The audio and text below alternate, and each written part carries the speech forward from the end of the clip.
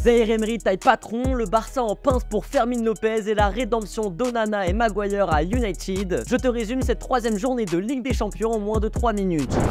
Et on commence avec la masterclass de Zaïre Emery avec le PSG. Victorieux de l'AC Milan 3-0, tout le monde ne parle que du milieu parisien aujourd'hui. À seulement 17 ans, le Titi prend une ampleur impressionnante. Hier soir, c'est 63 ballons touchés, 89% de passes réussies dont 2 passes décisives et seulement 12 ballons perdus. Sa capacité de projection, son volume de jeu et sa vision ont mis tout le monde d'accord face au Rossoneri. Et ce ne sont ni Mbappé ni Lee, tous deux servis par la pépite, qui diront le contraire. Avec ses 3 passes décisives, le jeune milieu est le meilleur passeur de la compétition. Il est d'ailleurs devenu le plus jeune joueur de l'histoire à délivrer au moins 2 offrandes en Ligue des Champions. Bref, Zaïre Emery monte clairement en puissance et devient de plus en plus important dans l'entrejeu de Luis Enrique. Et son amour pour le club en fait déjà un chouchou des supporters. N'hésite pas à me dire en commentaire si pour toi Zaïre Emery va devenir une légende du PSG. Et avant de continuer, n'hésite pas à t'abonner, je te résume chaque journée de Ligue des Champions.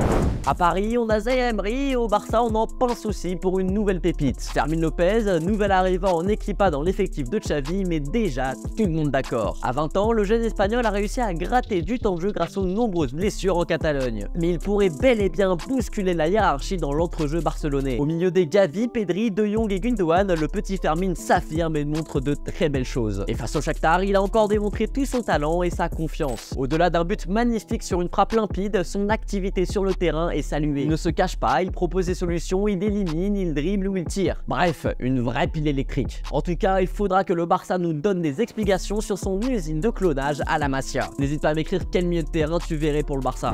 J'aurais pu te parler de la fausse sortie de Wai avant son but, du doublé d'Haaland ou de la performance de Musiala, mais Manchester United a enfin gagné son premier match de Ligue des Champions et je sais pas si j'aurai l'occasion de le redire cette saison. Et la suite non plus d'ailleurs, puisque c'est Harry Maguire qui a inscrit le but victorieux pour les Red Devils dans un match tendu face à Copenhague. Médiocre dans le jeu comme d'habitude depuis le début de saison, les hommes d'Erik ten Hag ont dû attendre un corner à la 72e minute pour que le défenseur vienne mettre un coup de casque. Scénario encore plus improbable puisque c'est André Onana qui va vraiment donner les 3 points à Manchester. Alors que l'arbitre désigne un penalty pour Copenhague à la dernière seconde du match, le gardien parvient à l'arrêter. Une belle rédemption pour les deux joueurs pris à partie par les supporters depuis le début de saison. Et une victoire dans la difficulté qui pourrait pourquoi pas relancer la machine mancunienne. Dis-moi ce que tu penses de cette journée de Ligue des Champions dans les commentaires.